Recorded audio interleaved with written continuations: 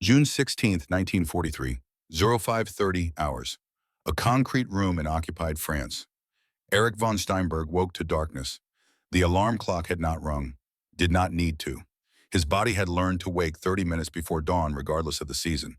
3 years of military discipline had trained reflexes deeper than conscious thought. He sat up, felt the cold air against his face.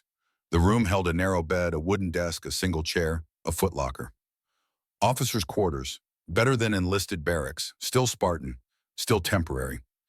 Everything about this war felt temporary except the dying. Erich was 29 years old, had been 26 when Germany invaded Poland, had spent 3 years in fighters. First over England during the Battle of Britain, then over the Channel, then France, then everywhere. The war had spread like cancer through Europe, and Erich had followed it. 31 confirmed victories, Oberleutnant rank, veteran status, survivor. He lit the oil lamp on his desk. Electric power was unreliable. The generator ran only during operational hours. He opened the desk drawer and removed writing paper. Good paper was difficult to find now. Everything was difficult to find, but Anna deserved letters on proper paper. He uncapped his fountain pen, began to write. My dearest Anna, another morning begins.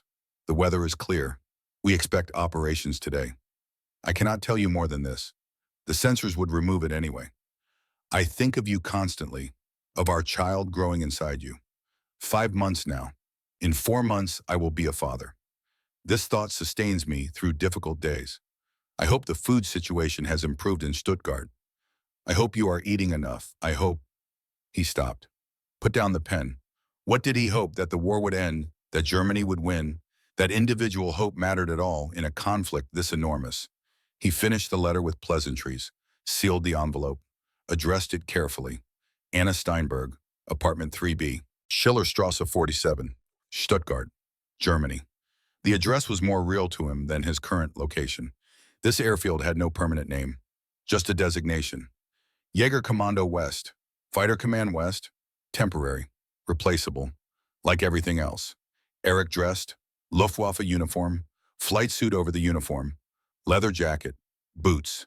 He checked his personal items, identification papers, sold book, military passbook, wallet containing a photograph of Anna, taken on their wedding day in 1940.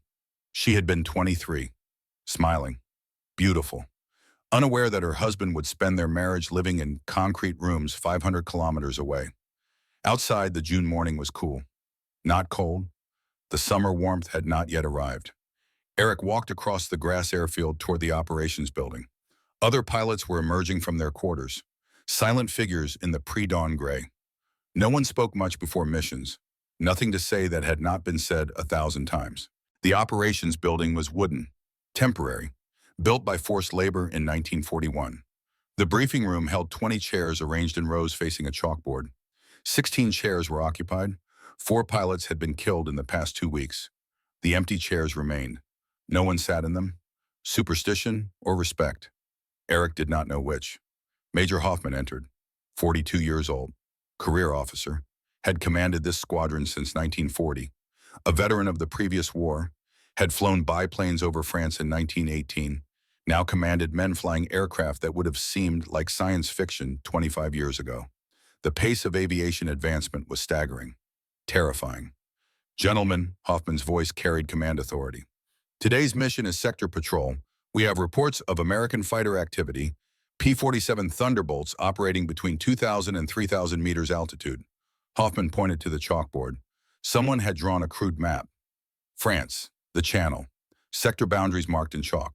Intelligence assessment. The P-47 is heavy, 7 tons fully loaded, built for ground attack rather than air combat. Slow in turns, poor climb rate. If engaged, standard tactics apply. Climb to altitude advantage. Dive attack. Disengage if opponent attempts to extend combat. Erich listened, took mental notes. The intelligence on P-47s had been consistent for months, heavy, clumsy, easy targets for experienced pilots. Erich had not encountered one yet, had no reason to doubt the intelligence assessment. German intelligence had been accurate about Spitfires, about Hurricanes. No reason to think they were wrong about American fighters. Weather is clear, visibility unlimited. Takeoff at 0830. Questions. No one spoke. What questions were there? The mission was routine. Patrol, engage if encountered. Return, repeat tomorrow. Dismissed. Prepare your aircraft. Eric walked to the dispersal area. His BF-109G6 sat in its revetment, a U-shaped earthwork barrier designed to protect parked aircraft from strafing attacks. The fighter looked predatory even when stationary. Sleek, angular, purpose-built for killing.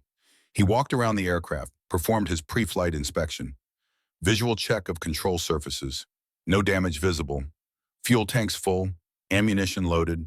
700 rounds total. 200 rounds for the centerline Meiji 151 20-20mm cannon. 500 rounds split between two MG-131 13mm machine guns. The ground crew chief approached. Werner Kessler, 61 years old, civilian contractor, had maintained aircraft since before the Great War. His hands were permanently stained with oil, carbonum, and hydraulic fluid. His face was lined with 60 years of life and 3 years of war. She is ready, Herr Oberleutnant. Everything checks perfectly.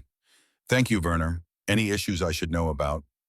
Werner hesitated, glanced around, lowered his voice. The fuel quality is not what it should be. I can smell the impurities. The engine will run, but not at full rated power.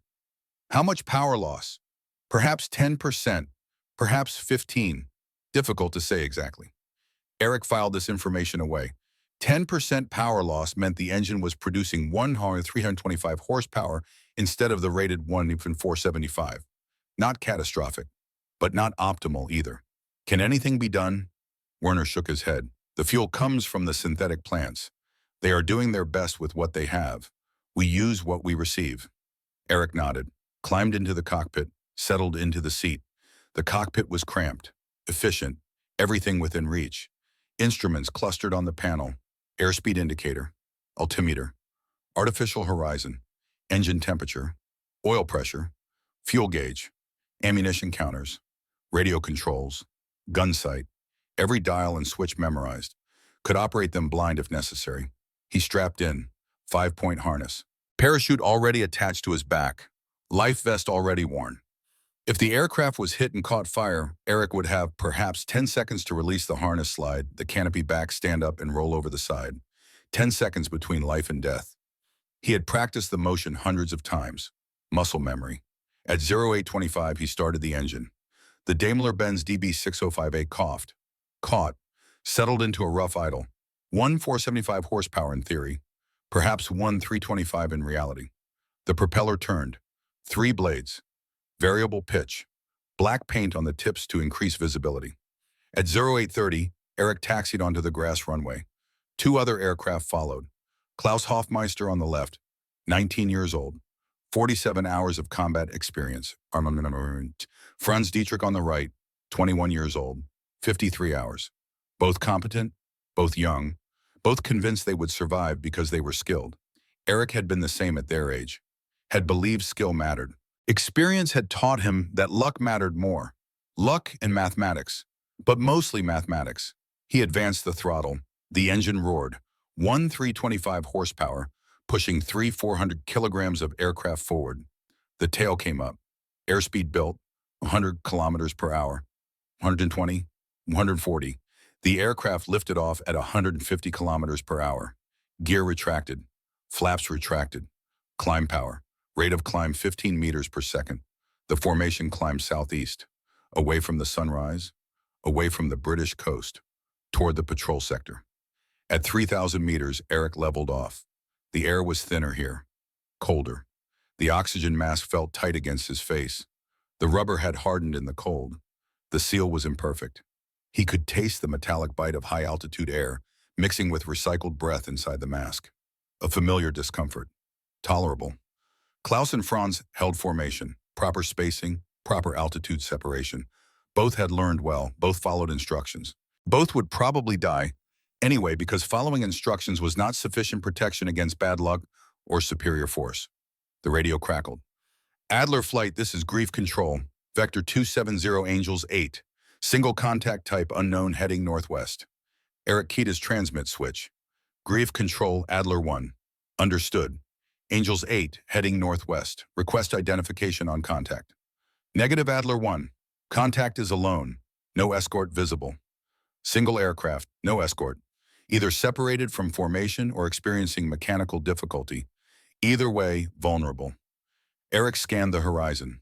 His eyes had learned to detect movement against static background. Training. Practice. 3 years of searching empty sky for small dark shapes that wanted to kill him. There, bearing 285 degrees, distance approximately 4 kilometers, altitude lower, perhaps 400 meters. The silhouette was wrong for British fighters, too large, too thick. The wings were straight rather than elliptical, not a Spitfire, not a Hurricane, P-47 Thunderbolt. Definitely. Eric felt professional interest, not excitement, not fear, just clinical assessment. This would be his first engagement with the American type. Intelligence said they were easy targets. He would verify this assessment personally. Adler 2, Adler 3, I have contact bearing 285 Angels 8. Follow my lead. We climb to advantage position, then attack from above. Klaus acknowledged. Franz acknowledged. Both eager, both confident. Eric increased throttle, began climbing. 3,000 meters, 200 meters, 400 meters. The altimeter unwound steadily. The engine temperature rose slightly. Normal. The Daimler-Benz could maintain this power output indefinitely. Theoretically. At 4,000 meters, Eric leveled off. He was now 1,600 meters above the P-47. Massive altitude advantage. Convertible to speed. Speed convertible to successful attack. The mathematics were simple. Height equals energy. Energy equals options. Options equals survival. The P-47 continued northwest, apparently unaware. Either the pilot had not seen them or had seen them and was unconcerned. The first option suggested incompetence. The second suggested foolishness. Both suggested easy victory. Eric pushed the control stick forward gently. The nose dropped below the horizon. The aircraft began to accelerate.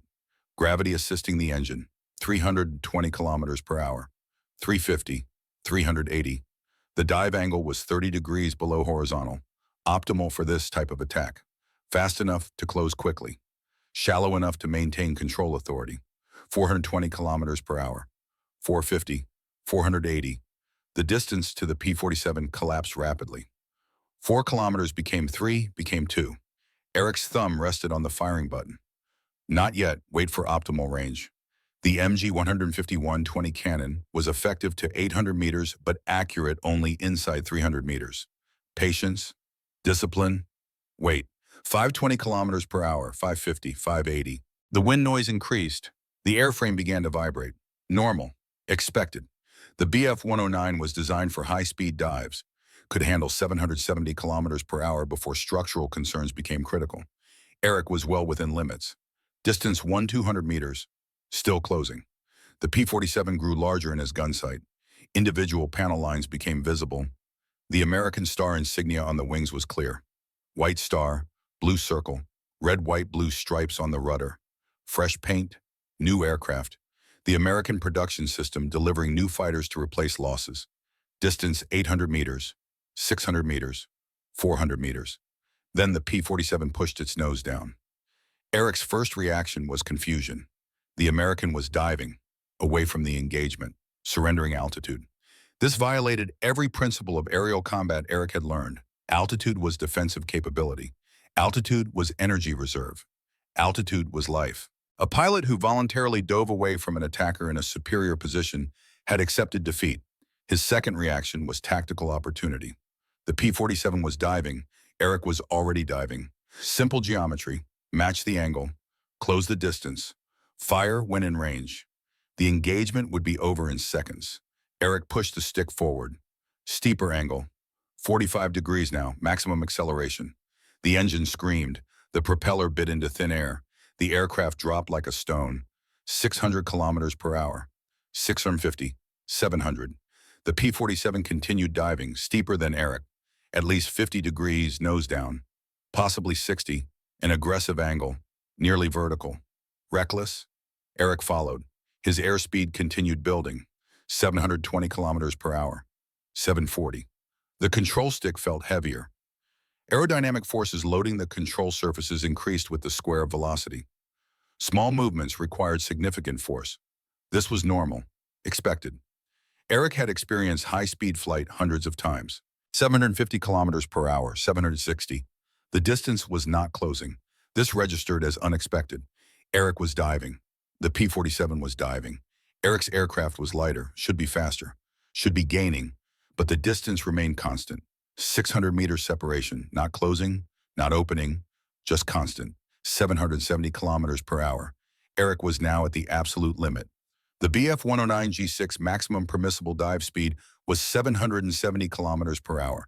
Beyond this speed, structural integrity became compromised. The wings would flutter. The control surfaces would lock. The fuselage would twist. Continue beyond 770 and the aircraft would disintegrate. This was not theory. This was engineering reality. The airframe was designed to specific stress limits. Exceed those limits and metal failed. Physics did not negotiate. The control stick was now extremely heavy. Eric needed both hands to maintain control. The airframe was shaking continuously. The wings were flexing. The wingtips bent upward under aerodynamic loading. The entire aircraft felt on the edge of catastrophic failure. The P-47 was pulling away. This was impossible. Eric watched the American fighter accelerate past 800 kilometers per hour, then 850. The distance between aircraft began to widen. 600 meters became 700, became 800. The P-47 was faster, significantly faster, not marginally, fundamentally. Eric's right hand tightened on the control stick. His logical mind understood the situation clearly. He was at maximum speed. The opponent was faster than maximum speed. Closing the gap was physically impossible. Continuing the dive risked structural failure. The correct action was obvious. Pull out, recover to level flight, return to base. Right report. But 3 years of combat had built instincts that bypassed logic. Instincts that insisted on pressing attacks, on never surrendering, on winning through aggression and commitment. Those instincts screamed at him to continue, to push harder, to refuse defeat. Eric held the dive for 3 more seconds. 770 kilometers per hour. The airframe shook violently. The wingtips flexed dangerously. The rivets attaching wingskin to internal framework groaned under stress, approaching design limits. The aircraft was seconds from coming apart. He pulled back on the stick. Both hands, maximum force. The nose came up slowly. The G-forces built. 2 times normal gravity. 3 times. 4 times. Eric's body weight increased proportionally. At 4G, his 80-kilogram body weighed 320 kilograms. The blood pooled in his legs. His vision began to gray at the edges. 5G, 6G, his vision tunneled. Peripheral vision disappeared. Only the center remained. The instrument panel, the horizon line, nothing else visible. 7G, the absolute limit. Beyond 7G, human consciousness failed. Eric was at the edge, holding on through muscle memory and desperation. The BF-109 transitioned from dive to level flight at 500 meters altitude. Eric eased the stick forward. The G-forces reduced. 6G, 5G, 4G. His vision expanded. Blood returned to his brain. He could see again. His airspeed was bleeding off rapidly. 650 kilometers per hour. 550, 450. Kinetic energy converting to altitude recovery. The aircraft climbed slightly. 600 meters altitude, 700 meters. Then leveled off. Eric looked up through the canopy, searching for the peep, and found it immediately. The American fighter was climbing, already at 200 meters altitude, then 400 meters, then 600 meters. Above Eric now. The altitude advantage had reversed completely. The P-47 climbed at an angle Eric had never witnessed. 45 degrees, 50 degrees. The massive radial engine hauling 7 tons of aircraft vertically upward, as if mass and gravity were irrelevant. The kinetic energy from the dive converted to potential energy with perfect efficiency. Eric leveled off at 800 meters. His airspeed stabilized at 400 kilometers per hour. He was low, slow, vulnerable. The P-47 was high, fast, dominant. The engagement had lasted 90 seconds. From initial dive to final separation. 90 seconds. In those 90 seconds, Eric had fired 0 rounds, had achieved 0 hits, had never been in a position of advantage, had never threatened his opponent even slightly. Complete defeat. Total, absolute, unambiguous. Klaus's voice crackled through the radio. Young, confused. Adler, what happened? Did you hit him? Oh. Eric did not respond immediately, was performing calculations. The P-47 had achieved 880 kilometers per hour in the dive. The BF-109 maximum was 770 kilometers per hour. Difference 110 kilometers per hour, 14% faster. But this number understated the problem.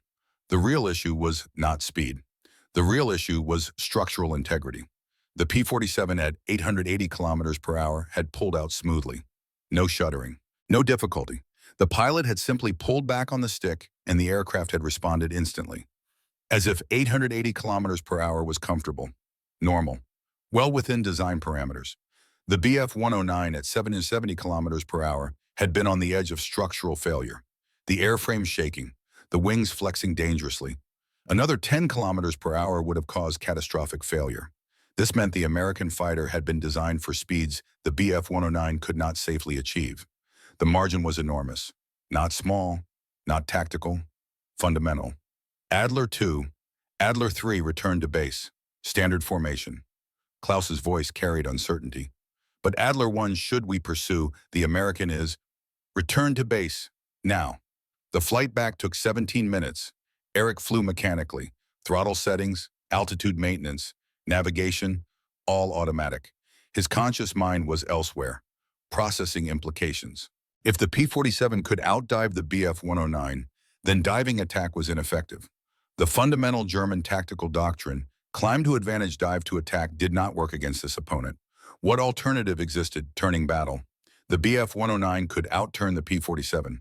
Intelligence reports confirmed this. The American fighter was too heavy, too large.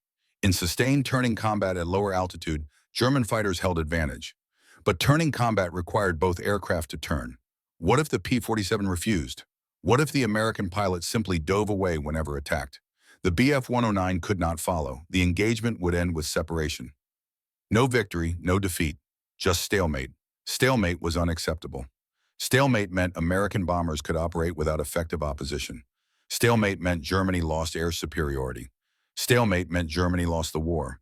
The mathematics were simple, brutal, inescapable. Eric landed at 09:47 hours, taxied to his revetment, shutdown checklist. Magnetos off, fuel selector off, master switch off. The Daimler-Benz engine coughed twice, then fell silent. The propeller coasted to a stop. He sat in the cockpit, not moving, just breathing. The June morning sun had climbed higher. Temperature at ground level was pleasant, comfortable. Birds sang in trees beyond the airfield perimeter. The world continuing as if nothing significant had happened. But something had happened. Something fundamental had changed. Klaus and Franz were already climbing down from their aircraft, both walking toward Eric's revetment, both expecting debriefing, both expecting explanation. Eric unstrapped his harness, removed his oxygen mask, removed his leather helmet, climbed down from the wing. His legs felt disconnected, neural signals traveling through thick fluid, delayed, uncertain. Klaus reached him first, eager, curious. Herr Oberleutnant, what happened? Why did the American dive like that? Eric looked at Klaus, 19 years old. 47 hours combat experience. Still believed courage and skill determined outcomes. Still believed German fighters were superior. Still believed victory was possible through proper tactics. He dove because diving works, Eric said quietly. Franz frowned. But you taught us never to surrender altitude. You said altitude is life. I was wrong. Both wingmen stared. The statement was incomprehensible. Erich von Steinberg did not admit mistakes. 31 victories did not happen through bad judgment. But Eric had just said he was wrong. The P-47 can dive faster than we can, Eric continued. Much faster. We cannot follow. We cannot engage. Once the American pilot pushes forward on his control stick, the fight is over. We have lost. But surely we can, Klaus began. We can do nothing. The physics are absolute. Their aircraft is faster in dives, stronger in structure, more powerful in engine. These are not tactical problems. These are mathematical realities. Eric walked past them toward the operations building. Behind him, Klaus and Franz exchanged glances. Confused, uncertain, their certainty beginning to crack. In the operations room, Eric sat at a wooden table, pulled out the standard combat report form, began writing, time, location, enemy type, outcome. He wrote carefully, precisely, no interpretation, just facts. Your 8:47 hours, 4,000 meters altitude, engaged single P-47 Thunderbolt. Enemy aircraft dove to escape, unable to follow. Maximum dive speed estimated 880 kilometers per hour. Bf-109 G6 maximum dive speed 770 kilometers per hour. Gap 110 kilometers per hour. Enemy aircraft recovered from dive at 400 meters altitude with no apparent structural stress. Enemy aircraft climbed to altitude superior to own position. No shots fired, no damage inflicted. Engagement duration 90 seconds. He paused. The form had a section for tactical assessment. One line, space for brief comment. Eric considered what to write. Considered the truth versus what would be accepted. He wrote, P-47 Thunderbolt cannot be engaged using standard diving attack profile. Recommend immediate review of all tactical doctrine regarding American fighter types. He signed the report, dated it, filed it in the operations box for Major Hoffman to review. The report would go up the chain, someone would read it, someone would dismiss it as anomaly, as single engagement, as insufficient data for doctrine change. Eric knew this, knew his report would be ignored, but he had documented the truth, had done his duty. What happened next was beyond his control. That evening, Eric sat in his quarters. The sun was setting, orange light through the single window. He had writing paper on the desk, had intended to write another letter to Anna, but the words would not come. What could he tell her? That he had encountered an opponent he could not defeat, that German fighters might be obsolete, that the mathematics of war had shifted against Germany. These thoughts would only create worry, would serve no purpose. He wrote instead about small things: weather, food, routine maintenance, safe topics, comfortable lies. But after signing the letter, he pulled out additional paper, began writing a different letter, a letter he would not send, a letter that told truth. My dearest Anna, today I learned that courage is not enough, that skill is not enough, that experience is not enough. I engaged an American fighter. I attempted to shoot it down. I failed completely, not because I was afraid, not because I lacked skill. I failed because the American aircraft is superior to mine in ways that make skill irrelevant. This frightens me more than enemy bullets. Bullets can be avoided through maneuver. Physics cannot be avoided at all. I love you. I love our unborn child. I will do everything possible to survive and return to you. But I am no longer certain that everything possible is sufficient. The war has changed. I am not certain we understand how much. Always yours, Eric. He folded this letter, locked it in his footlocker with his personal items. Letters he would never send. Truth he could not share.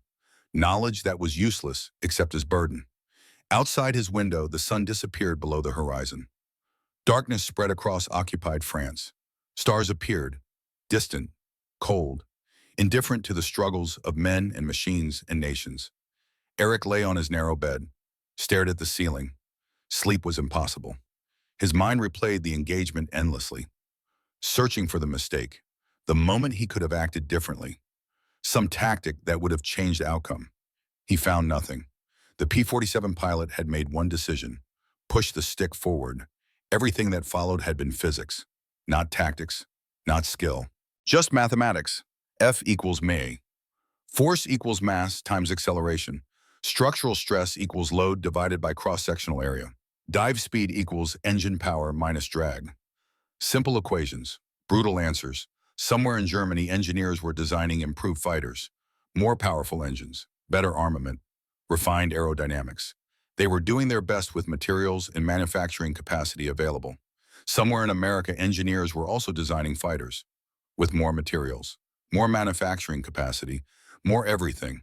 The mathematics were shifting. Eric could feel it, like standing on a beach and feeling the tide change. The water receding, the current reversing, inevitable, unstoppable. Erich von Steinberg had 31 confirmed victories, would eventually accumulate 87, would survive the war, would live to old age, would write a memoir titled Physics Does Not Negotiate. But all of that was future. Tonight, on June 16, 1943, he was 29 years old, lying in darkness, understanding for the first time that individual excellence might not be sufficient, understanding that systems were more important than men, understanding that courage could not defeat mathematics. This understanding would haunt him for the remaining 39 years of his life, would inform every decision, every judgment, every moment of clarity and despair. But tonight it was just new, just painful, just true. Outside, the stars wheeled overhead, indifferent, eternal, witnesses to countless wars, countless victories and defeats. The stars had seen empires rise and fall, had seen brave men die for lost causes, had seen mathematics crush hope with perfect efficiency. The stars knew. Eric was only beginning to learn. The BF-109G6 sat in its revetment, metal and fabric and engineering, a magnificent aircraft, beautifully designed, responsive, purpose-built. Everything German engineering could achieve in 1943, it was not enough, would never be enough. And that was the truth that Erich von Steinberg carried into sleep, the truth that would define the rest of the war, the rest of his life. Physics does not negotiate. 3 days later, Eric stood at attention in Major Hoffman's office. The office was spare, functional, concrete walls, single desk, filing cabinets, maps pinned to boards, photographs from earlier campaigns, Spitfires burning, hurricane wreckage, victories from 1940 when the Luftwaffe had ruled the skies, when German pilots had been invincible, when the future had seemed certain. Hoffman sat behind the desk, held Eric's combat report, had been reading it for several minutes. His expression was unreadable. "Your report," Hoffman said finally. His voice carried careful neutrality. "You state that the P-47 cannot be engaged using diving attack. You recommend reviewing all tactical doctrine." "Yes, Herr Major." "Based on one encounter, 90 seconds, one enemy aircraft." "Yes, Herr Major." Hoffman set down the report, looked directly at Eric. "These are significant conclusions, Oberleutnant. You are suggesting that our fundamental approach to air combat is flawed, that 3 years of proven tactics are obsolete, that we must rebuild our doctrine from first principles." Eric recognized the trap. Hoffman was not asking whether the report was accurate, was asking whether Eric understood the implications of being correct. If Eric was right, then every pilot in the Luftwaffe needed retraining. Every tactical manual needed revision. Every commander needed to admit that they had been wrong. The institutional resistance to this admission would be enormous. "I understand the implications, Herr Major. I am reporting what I observed. The P-47 achieved 880 kilometers per hour in a dive. Our maximum rated speed is 770. The gap is 110 kilometers per hour. That is not marginal. That is fundamental." Hoffman leaned back in his chair. "Perhaps your airspeed indicator was faulty. Instruments fail, especially under combat stress. My instrument readings were consistent throughout the dive, Herr Major. The aircraft behavior confirmed the speed. The structural stress was approaching limits. Perhaps the P-47 was damaged, diving uncontrollably. You did not observe the aircraft afterward. You cannot know if it survived.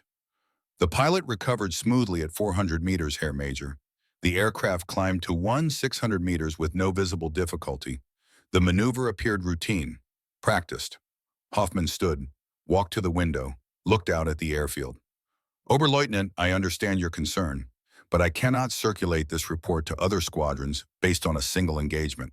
Other pilots need confidence in our tactics, need to believe in their aircraft, need to maintain aggressive spirit.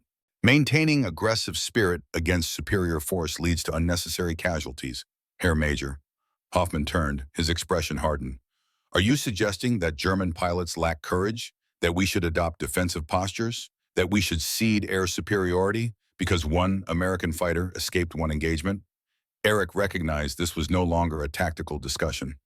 Was now about morale, about belief systems, about narratives that held units together. Truth was secondary to cohesion. "I am suggesting that we adapt our tactics to match enemy capabilities, Herr Major. That is not cowardice, that is professionalism." "Your recommendation is noted." Hoffman's tone indicated the conversation was ending. "I will file your report, but I will not circulate it. We cannot afford to undermine confidence based on insufficient data." "How much data is sufficient, Herr Major? How many pilots must die learning what I learned?" Hoffman's eyes narrowed. "That is not your decision to make, Oberleutnant. You fly your missions. You file your reports. I make decisions about doctrine and training. Is that understood?" "Yes, Herr Major." "You are dismissed." Eric saluted, about-faced, walked from the office. In the corridor, he stopped, placed his hand against the cool concrete wall, felt the solid reality, the immovable structure. Hoffman had called it insufficient data. Eric knew it was sufficient understanding, but understanding without authority was useless. Cassandra in Troy, speaking truth, being ignored, watching disaster approach. He walked to the maintenance hangar, found Werner Kessler inspecting a damaged wing panel, The old mechanic looked up as Eric approached. Herr Oberleutnant, how can I help you? Werner, I need technical information about the DB605A engine. What power is it actually producing? Werner set down his tools, glanced around the hangar. Other mechanics were working on various aircraft. Out of earshot, he gestured toward a small office. They entered. Werner closed the door. Why do you ask? Werner's voice was quiet, careful. Because I need to know the truth, not the specifications, the reality. Werner was silent for a moment, then sighed. The DB605A is rated at 1475 horsepower under optimal conditions. Perfect fuel, correct mixture, all systems functioning perfectly. We achieved those numbers in 1941, in 1942, in early 1943. And now we are getting 200 horsepower, sometimes 150, on bad days 100. Eric felt something cold settle in his chest. That is 80% of rated power. Why? Werner walked to a workbench, picked up a glass beaker containing amber liquid, held it toward Eric. Smell this. Eric took the beaker. The smell was wrong. Aviation gasoline should have clean, sharp scent. This fuel smelled burnt. Chemical, like coal tar mixed with industrial solvents. Synthetic fuel, Werner explained, made from coal through hydrogenation. The Burgess process. We are running out of petroleum sources. The refineries are being bombed. The production capacity is dropping. So we make fuel from coal. But the process is imperfect. How imperfect? The octane rating is lower than spec. The combustion is incomplete. Carbon builds up in cylinders. Engines run hot. Power output drops. We adjust timing. We enrich mixtures. We do everything possible. But there are limits to compensation. Can the fuel quality improve? Werner's expression answered before his words. The refineries continue to be bombed. The synthetic plants continue to be sabotaged. The workers, he stopped, started again. Many workers are forced labor now, prisoners. They sabotage when they can. Small things, nothing obvious, but cumulative. A valve left slightly open, a filter not properly cleaned. The fuel quality degrades every month. Eric performed calculations mentally. If German engines produced 1,200 horsepower actual versus 1,475 rated, and American engines produced their rated power. He needed American engine specifications. Werner, what do you know about the American R2800 engine, the one that powers the P-47? Only what intelligence reports say. 2,000 horsepower at sea level.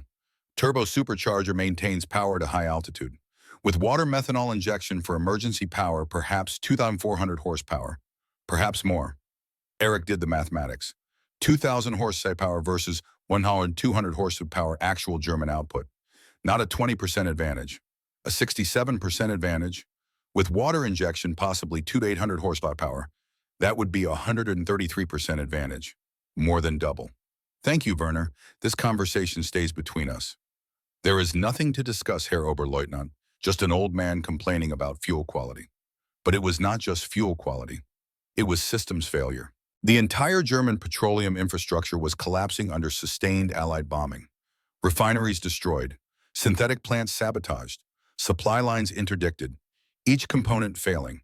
The cumulative effect catastrophic. Individual German pilots could not compensate for systematic infrastructure failure. Skill could not overcome fuel shortage. Courage could not repair bombed factories. The mathematics were brutal. That evening, Eric wrote another unsent letter to Anna. My dear Anna, I spoke with Major Hoffman today. I tried to explain what we face. He refused to listen, called my assessment insufficient data.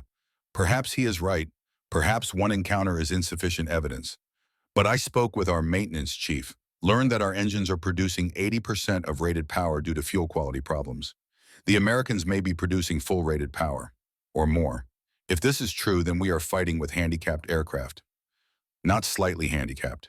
Fundamentally handicapped. Every performance characteristic suffers proportionally. I do not know how to win under these conditions. I am not certain anyone knows. Perhaps that is why Hoffman refuses to listen. Because listening means admitting we cannot win. And military organizations cannot function on admitted impossibility. I think about you constantly, about our child, about coming home. But home feels very distant now. You're Eric. He locked the letter in his footlocker, lay on his bed, stared at the ceiling, calculated force ratios and power outputs and fuel consumption rates until sleep finally arrived. June became July. July became August. Eric flew missions, encountered P-47s 3 more times. Each encounter followed the same pattern. German fighters attempted diving attack. American fighters dove away. German fighters could not follow. Engagements ended in stalemate, no victories, no defeats, just separation. The pattern confirmed Eric's initial assessment. The P-47 could not be effectively engaged using standard German tactics. But Major Hoffman continued to insist that more data was needed, that pilots needed better training, that aggressive spirit would overcome technical disadvantage. July 23, 1943, mission number 5 against P-47s. Eric led a 4-aircraft flight. Klaus Hofmeister, Franz Dietrich, and a new pilot named Dieter Braun, 20 years old, 73 hours total combat time, energetic, enthusiastic, believed in German invincibility the way young pilots always did before reality taught otherwise. The mission briefing was routine. Patrol Sector 7, altitude 3,000 meters. Engage enemy fighters if encountered. Standard procedures. Standard expectations. They encountered 8 P-47s at 11:23 hours. The Americans were at 2,800 meters altitude. Eric's flight had slight altitude advantage, 200 meters. Enough to matter, enough for initial attack. Adler flight attack from above. Do not follow if they dive. Maintain altitude discipline. Is that understood? All 3 pilots acknowledged. Klaus and Franz had flown with Eric before. Understood his caution. Dieter was new, hearing the instructions for the first time, probably not believing them. Eric selected the nearest P-47, rolled inverted, pulled through, began diving, 30-degree angle, building speed, 550 kilometers per hour, 600. The P-47 grew larger in his gun sight, range decreasing. 800 meters, 600, 400. The P-47 dove away. Standard response. Eric pulled out of his attack, climbed back to 3,000 meters, watched the American disappear below. Discipline, exactly as briefed. Klaus attacked next. Different P-47. Same result. The American dove. Klaus pulled out, climbed, maintained discipline. Franz attacked. His P-47 also dove. Franz pulled out, climbed. 3 attempts, 3 escapes, no victories, but no losses either. Acceptable outcome given force ratios. Then Dieter attacked. His target dove. Dieter followed. Adler 4 break off, return to altitude. Dieter's voice came through the radio. Young, excited. I can catch him, Adler 1, he is slowing. Negative, Adler 4, the P-47 is not slowing. You are entering flak range. Break off now. But Dieter continued. The target fixation was absolute. He had found an enemy, was pursuing. Every instinct said press the attack. Eric's warnings were just caution, just fear, just cowardice. Dieter descended through 2,000 meters. Below this altitude, ground-based anti-aircraft became effective. Allied doctrine positioned flak batteries to cover probable engagement zones. German doctrine was to remain above 2,000 meters over contested territory. Below that altitude, friendly and enemy flak killed indiscriminately. Adler 4, you are at 1,800 meters. Pull up immediately. No response. Dieter had either turned off his radio or was ignoring it. His Bf-109 continued diving. 1,600 meters, 1,400 meters, 1,200 meters. Chasing a P-47 that was pulling away. Chasing a target he would never catch. Eric saw the flak bursts. Black flowers blooming against blue sky. Multiple batteries firing. 20 millimeter, 37 millimeter, 88 millimeter. The gunners had acquired a target, were bracketing altitude and lead. Mathematics, trajectory calculations. Death delivered through ballistic precision. Adler 4 flak burst at your altitude. Pull up now. The shell detonated at 100 meters. Proximity fuse, designed to explode when passing within 15 meters of aircraft. The shrapnel spread in a cone, thousands of metal fragments, each piece capable of penetrating aluminum skin, severing control cables, puncturing fuel tanks. The fragments hit Dieter's Bf-109 along the left side, severed the aileron control cables, punctured the left fuel tank, penetrated the cockpit. Dieter was probably killed instantly. The aircraft rolled left, continued rolling. The left wing failed under aerodynamic loading, separated. The fuselage tumbled. Impact occurred 3 seconds later. No parachute deployed. Dieter Braun was dead. Had been dead since the shrapnel entered the cockpit. The crash was just formality. Klaus's voice, quiet, shocked. Adler, one Dieter is down. I see it, Adler 2, reform on me. We returned to base. The flight back took 22 minutes. No one spoke. The radio remained silent, each pilot alone with thoughts. Klaus and Franz had witnessed what happened when you ignored instructions, when you believed courage was sufficient, when you chased targets beyond your capability to catch. At debriefing, Major Hoffman listened to Eric's report, made notes, asked questions. Dieter disobeyed altitude discipline. Yes, Herr Major. He descended below 2,000 meters despite explicit orders. Yes, Herr Major. And was killed by anti-aircraft fire. Yes, Herr Major. Hoffman closed his notebook. Tragic, but instructive.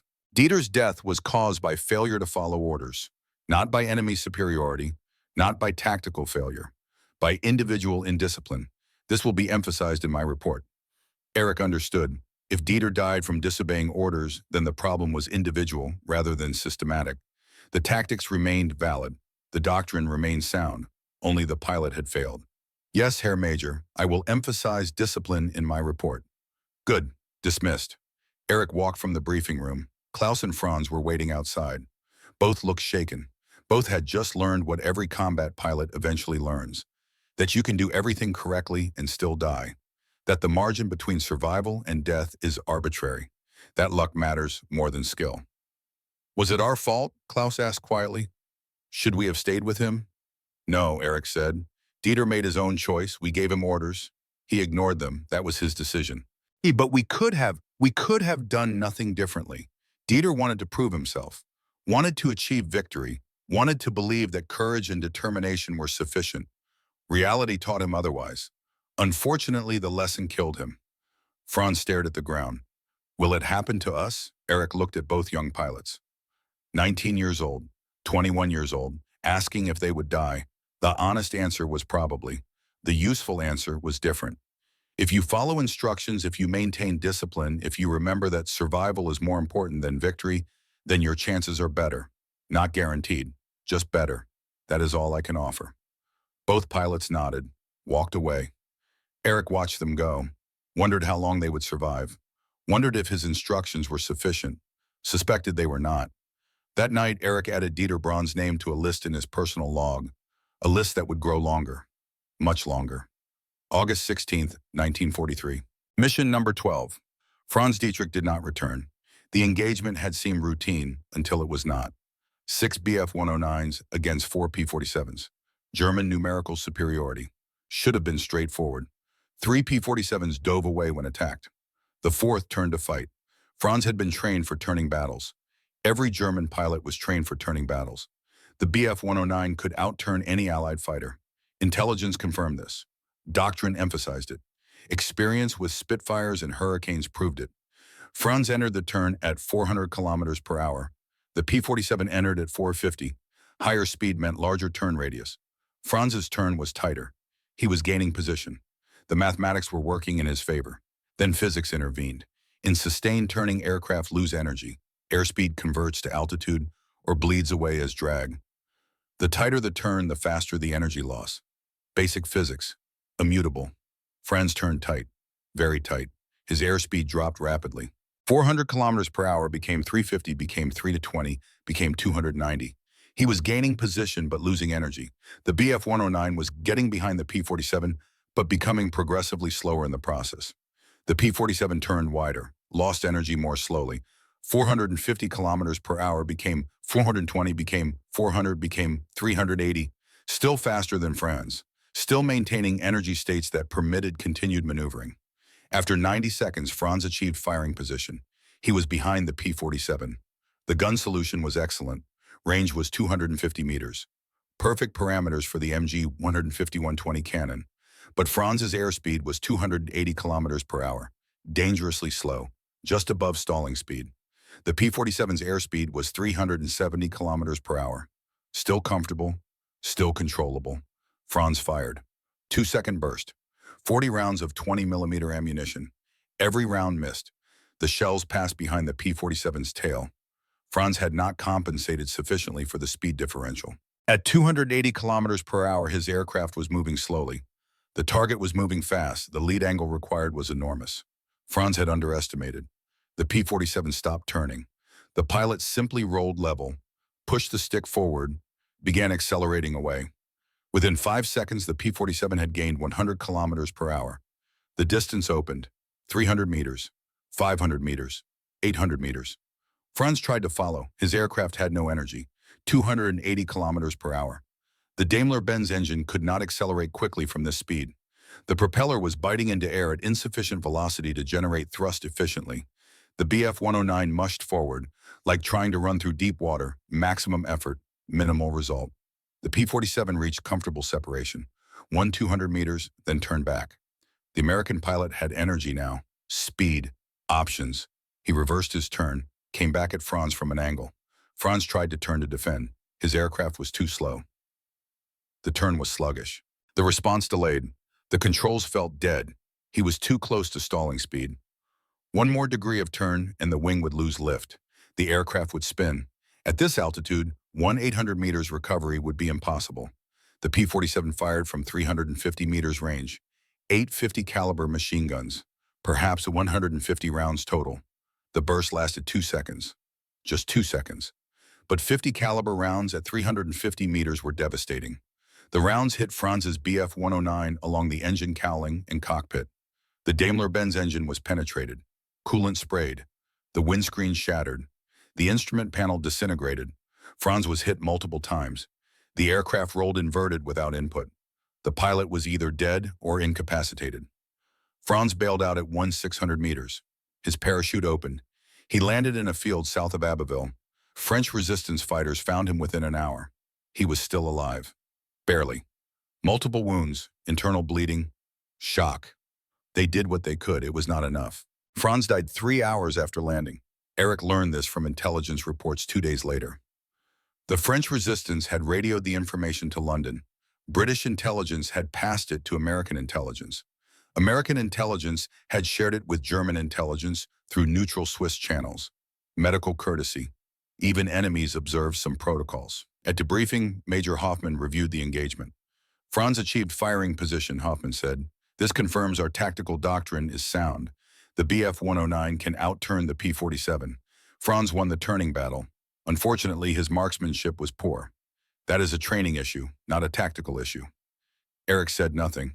There was nothing to say that Hoffman would hear. Franz had won the turning battle but lost all his energy in the process. Had achieved position but rendered himself vulnerable. Had prioritized victory over survival. Had died as a result. The tactics were flawed. But admitting this meant admitting that 3 years of doctrine were wrong. Institutional resistance to this admission was absolute. Yes, Herr Major, poor marksmanship, training issue. That night, Eric added Franz Dietrich's name to the list. 2 names now. Klaus Hofmeister was still alive, still flying, still following Eric's instructions, still surviving through discipline rather than aggression. Eric wrote another unsent letter. My dear Anna, Franz died today. He won a dogfight and died anyway. Achieved perfect position and was still killed. This should not be possible. In proper aerial combat, the pilot with position advantage should win. That is fundamental. But position advantage means nothing when you have no energy. Speed is life. Energy is survival. Franz forgot this. Or never learned it. Or learned it too late. I am losing pilots faster than they can be replaced. The new ones arrive with minimal training. They are eager, brave, completely unprepared. They die learning lessons that should be taught on the ground. But there is no time for proper training, no fuel for adequate practice, no capacity for systematic preparation. We are improvising, hoping, dying. I miss you. I miss the life we had before this war. I wonder if that life can ever be recovered, or if war changes people so fundamentally that return is impossible. Your Eric, across the English Channel, a different pilot wrote a different letter. Thaddeus Mercer, Tad, to everyone who knew him, 24 years old, Iowa farm boy, 3rd-generation farmer. Had learned to fly Piper Cubs at 16, had enlisted in January 1942 after Pearl Harbor, had trained for 11 months, had arrived in England in April 1943. Tad was not exceptional, would never be exceptional. In 76 combat missions, he would achieve 4 confirmed kills. Versailles unremarkable. Exactly what the Army Air Forces needed, not heroes, survivors. Pilots who flew missions, followed training, came home. Tad wrote to his father every week. Dear Pop, had another mission yesterday, got bounced by German fighters. 6 of them came diving out of the sun. Old tactic, we've seen it before. But we know what to do now. Soon as they start diving, you push your stick forward and dive too. The P-47 can dive faster than anything they have. You get away clean every time. Then you've got speed. You pull up, now you're above them and they're slow. You can attack if you want, or you can just leave. Your choice, that's the key. With the P-47, you always have choices. Training at Texas taught us this. They said the Puffin isn't built to turn with German fighters. It's built to outrun them, as long as you remember that you're okay. The airplane is tough, really tough. I've seen P-47s come home with holes you could put your fist through, engines still running, controls still working. It's like flying a tank. Some guys want to be aces, want to shoot down lots of Germans, get their names in the papers. I just want to do my missions and go home, see the farm again, help you with harvest. Hope the corn is growing good. Hope Mom is well. Tell her I'm fine. Tell her not to worry. Your son, Tad.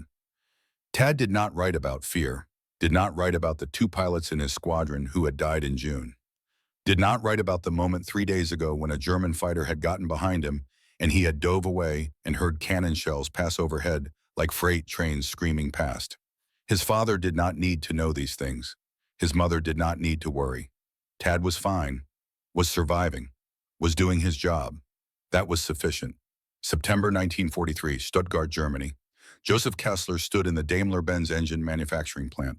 58 years old, senior shift supervisor, had worked here since 1922. 21 years. Had risen from floor worker to supervisor through dedication and competence. The plant was his life. At 02:15 hours on August 18th, the air raid siren sounded. Joseph was working night shift. 43 workers on the floor. Standard procedure during raids. Shut down machinery, proceed to shelters, wait for all clear.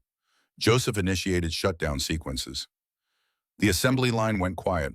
Workers moved toward exits. Joseph counted, making sure everyone evacuated. 43 souls he was responsible for. The first bombs hit at 02:17, Royal Air Force. Avro Lancaster heavy bombers, each carrying 4,000-pound blockbuster bombs plus incendiaries. Area bombing. The British were not targeting the factory specifically. Were targeting the area containing the factory, everything within blast radius. Factory, roads, rail lines, worker housing, everything. Joseph reached the shelter. 41 workers reached the shelter. 2 did not, trapped in a section where roof collapsed during the first explosions. Bodies recovered later. Crushed, identified by identity papers. The bombing lasted 37 minutes. 200 tons of high explosive, 50 tons of incendiaries. The noise was beyond human comprehension, beyond description. Joseph sat with hands over ears, felt each impact through concrete, felt the building shake, felt dust sift from ceiling, felt the earth itself recoil from the violence. At 02:54, the all-clear sounded. Joseph climbed from the shelter, looked at what remained. The main assembly building was gone. Not damaged. Gone. Replaced by a crater and rubble pile. The machine shop was burning, black smoke rising vertically. The warehouse was destroyed. 6 months of spare parts inventory. Destroyed. The plant manager arrived at dawn, surveyed damage, calculated losses. How long to resume production, he asked Joseph. Joseph looked at the ruins, at the fire still burning, at the workers standing in shock. Weeks, maybe months. The assembly line is destroyed, the tooling is destroyed. We need to rebuild everything. You have 2 weeks. That is impossible. Nevertheless, 2 weeks. Use whatever workers you can find. Work 24-hour shifts if necessary. We need engines. The front needs engines. You have 2 weeks. They rebuilt. Workers arrived from other cities, from other factories, construction crews, engineers. They cleared rubble, salvaged usable machinery, improvised replacements for what could not be salvaged. Worked 18-hour days, 20-hour days, slept in shifts, ate cold food, rebuilt. 14 days later, on September 1st, the plant resumed production, not at previous capacity, producing 30 engines per day instead of 80, but producing. On September 4th, the RAF bombed again, 120 tons, 31 workers killed. The rebuilt assembly line destroyed again. Joseph supervised the second rebuilding. On September 19th, the Americans bombed, United States Army Air Forces. B-17 flying fortresses. Daylight precision bombing. More accurate than British night raids, more destructive. Joseph supervised the third rebuilding. Between August 1943 and May 1944, the Daimler-Benz Stuttgart plant was bombed 47 times. 47 separate raids.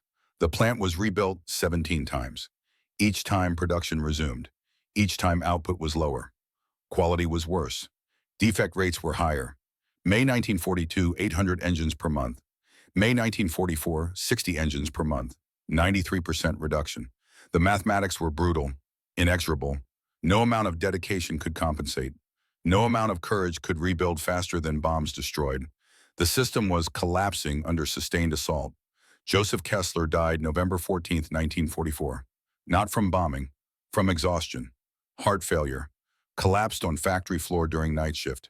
Dead before medics arrived. 59 years old. Worked himself to death trying to maintain production. Werner Kessler received notification by letter from Joseph's wife. Werner showed Eric the letter one evening in December 1943, in the maintenance hangar, after the other mechanics had left. My brother believed in the work, Werner said quietly. His voice was flat, empty. Believed every engine mattered. Believed if he produced enough engines, we could win. Eric looked at the letter, at the careful handwriting, at the words describing Joseph's death, describing his dedication, his sacrifice, his futile effort against impossible mathematics. He was wrong, Werner continued. Did not matter how many engines we produced. The Americans produced more. The British destroyed them faster than we built them. The mathematics were impossible from the start. Eric thought about Joseph Kessler, a man he had never met, a man who had died trying to give German fighters the engines they needed, a man defeated not by lack of courage or dedication but by arithmetic. Simple arithmetic. The enemy could destroy faster than Germany could build. I am sorry for your loss, Eric said. Werner folded the letter, placed it in his pocket. He died 4 numbers, Herr Oberleutnant. Production numbers. Statistics. That is all any of us are. Numbers in someone's calculation. That night, Eric wrote another unsent letter. My dear Anna, I learned today about Werner's brother, Joseph Kessler, died building engines, died trying to keep pace with American production, died because mathematics were impossible. I wonder if my death will be similar. Not from combat, just from impossible mathematics, from fighting a war where the outcome was predetermined by production capacity and resource availability. I have stopped believing courage matters, now believe only systems matter, and our system is smaller than theirs, which means we are losing, slowly, inevitably. I love you. Think about you every day. Think about our child. I want to survive, to meet them, to return to you. But survival is not determined by wanting, is determined by mathematics. And the mathematics are not favorable. Your Eric, December 1943. Eric had flown 47 missions against P-47 Thunderbolts, 47 encounters with American fighters. He had achieved 3 confirmed kills. Only 3. In 47 missions, 1 kill per 15 missions. Abysmal ratio. The 3 kills had been luck. Damaged aircraft, pilots who made mistakes, aircraft separated from formation. Vulnerable targets. Eric had capitalized on opportunities, but opportunities were rare. Most encounters ended in stalemate, P-47s diving away, German fighters unable to follow. No victories, no defeats, just separation. Eric had lost 8 wingmen, 8 pilots, not all to Peebles directly, some to flak like Dieter, some to errors like Franz, but all during missions against P-47s, all while trying to engage an opponent the Bf-109 could not effectively fight. Klaus Hofmeister was still alive, 20 years old now, had survived from 19 to 20 through discipline and luck. Mostly discipline. Klaus listened to Eric's instructions, did not chase diving P-47s, did not press attacks beyond reasonable limits, did not prioritize victory over survival. Klaus had 3 confirmed kills of his own. Not an ace, not exceptional, just a survivor. Like Eric, like Tad Mercer across the channel. Just men trying to do jobs they had been assigned, trying to survive systems larger than themselves. The mathematics were clear. Against Spitfires, Eric's kill-to-loss ratio had been 3.2 to 1, 3 victories for every loss. Against P-47s, the ratio was 0.37 to 1, 1 victory for every 3 losses. His effectiveness had declined by 88%. This was not because Eric had become less skilled, Not because American pilots were better trained. This was because the P-47 system was superior to the Bf-109 system in every category that mattered: engine power, structural strength, diving speed, energy retention, production capacity, pilot training pipeline, logistical support. Every category, every metric, every measurable parameter. Individual skill had become irrelevant. On December 15th, a letter arrived from Anna. Eric recognized her handwriting immediately, opened the envelope carefully, read, "My dearest Eric, our son was born November 18th. I have named him Otto after your father. He is healthy, strong, perfect in every way. He has your eyes, your hands. When I hold him, I see you. I imagine you holding him, teaching him, being his father. When will you come home? Otto needs his father. I need my husband. The war cannot last forever. Surely it will end soon. Please come home. All my love, Anna." Eric read the letter 3 times, held it in his hands, felt the paper, the ink, the physical evidence that he had a son, that somewhere in Germany a child existed who shared his blood, who would carry his name, who had never seen his father, might never see his father. Otto von Steinberg, 3 weeks old, alive, real, waiting. Eric placed the letter in his footlocker, did not lock it immediately, looked at Anna's photograph, at the wedding picture from 1940, at the woman who had waited 4 years, who had given birth alone, who had named their son after Eric's father, who believed Eric would return. Eric wanted to believe the same, wanted to believe survival was possible, wanted to believe mathematics could be overcome through wanting. But 3 years of war had taught him otherwise. Survival was not determined by desire, was determined by systems. And the system he fought for was collapsing. That night, Eric made a decision. Personal, private, non-negotiable. He would survive, whatever necessary. He would not die for impossible mathematics, would not sacrifice himself for victories the system made impossible, would not prioritize abstract concepts like honor or glory over concrete realities like Anna and Otto. He would fly his missions, follow his orders, do his duty, but would not sacrifice himself for numbers that could not be changed, would not die trying to achieve what the system made impossible. Individual heroism was obsolete. Individual survival was all that remained. This decision would define his remaining missions, would keep him alive through 1940, through the collapse, through the end, would allow him to return to Anna and Otto, would allow him to meet his son, would allow him to build whatever life remained possible after the war. It was not heroic, not glorious, not worthy of songs or stories. It was just mathematics, simple calculations, probability and risk, survival rates and loss statistics. Eric von Steinberg was 29 years old, would fly 153 more combat missions, would achieve 56 more confirmed victories, would lose 6 more wingmen, would survive. But survival was not victory. Survival was just statistics working slowly instead of quickly. Just another number in someone's calculation. Just one more data point in the mathematics of war. And mathematics did not care about individual stories, about hopes or dreams or families waiting. Mathematics only cared about production rates and loss ratios and systematic advantage. The side with better mathematics would win, was winning, had already won. The remaining time was just formality, just working through equations whose answers were predetermined. Eric understood this completely now. Understanding did not help. Understanding just made the truth more bearable, made the waiting easier, made the dying slower. Outside his window, snow began to fall.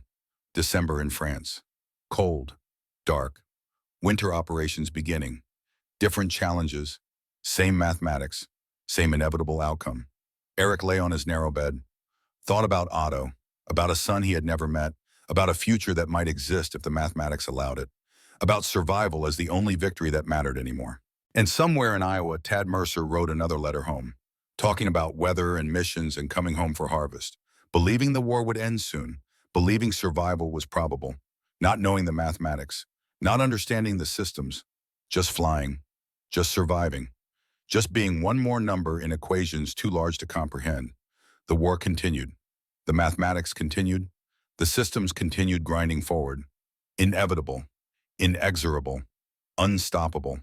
And individual men survived or died based on calculations they did not understand and could not change. That was the truth of modern warfare.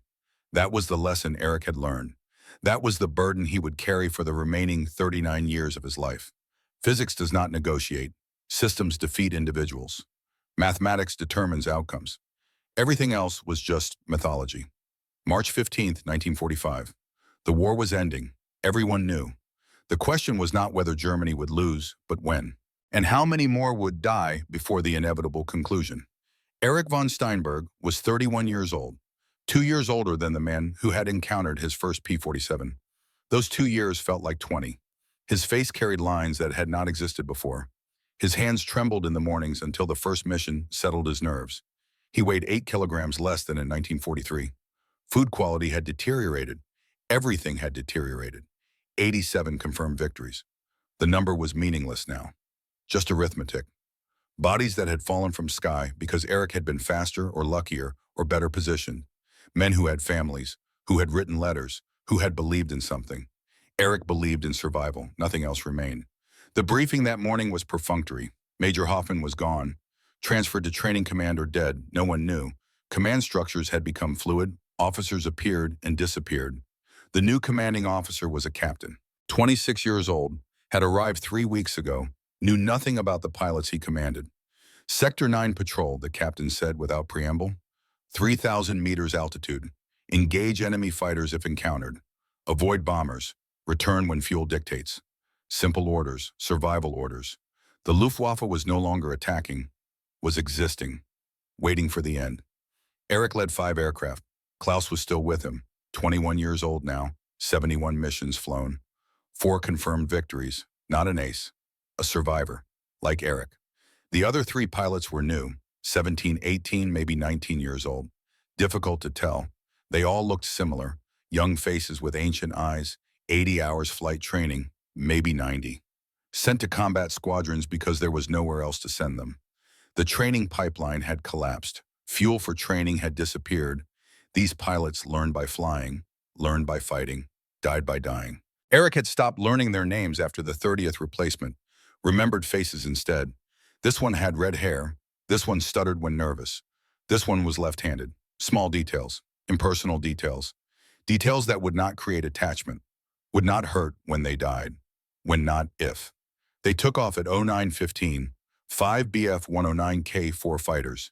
The newest variant, supposedly improved. DB605D engine rated at 2,000 horsepower with methanol water injection. In reality producing perhaps 400 horsepower. Better than earlier engines. Still inadequate. The K4 was heavier than earlier variants, less maneuverable. The improvements had been compromises. More power but more weight. Better climb rate but worse turn rate. The aircraft no longer felt like a Bf-109. Felt like something designed by committee, trying to be everything. Succeeding at nothing. They climbed to 3,000 meters, leveled off, began patrol pattern. The sky was empty, no contrails, no bombers, no enemy fighters. Just 5 German aircraft flying circles above a country running out of time. At 10:23 radio crackled. Adler flight multiple contacts, bearing 310 Angels 10, count 12 type heavy. 12 aircraft, same altitude as Eric's flight. The mathematics were unfavorable. 12 versus 5, more than 2-to-1 disadvantage. Adler flight maintain altitude and position. Do not initiate engagement. The red-haired pilot's voice. Young, uncertain, wanting to sound brave. Adler 1, should we climb for advantage? Negative. We maintain position. We do not initiate. The 12 contacts resolved into visibility. P-47 Thunderbolts. Still the predominant American fighter. Still impossible to engage effectively. 2 years had passed since Eric's first encounter. Nothing fundamental had changed, just the numbers. More American fighters, fewer German fighters. The mathematics shifting further toward inevitability. The P-47s saw them, began turning, not aggressively, just establishing position, assessing threat level, deciding whether these 5 German fighters were worth engaging or merely monitoring. Eric held formation, held altitude. The tension was thick. The young pilots wanted to attack, wanted to prove themselves, wanted to believe courage mattered, wanted to die gloriously rather than survive practically.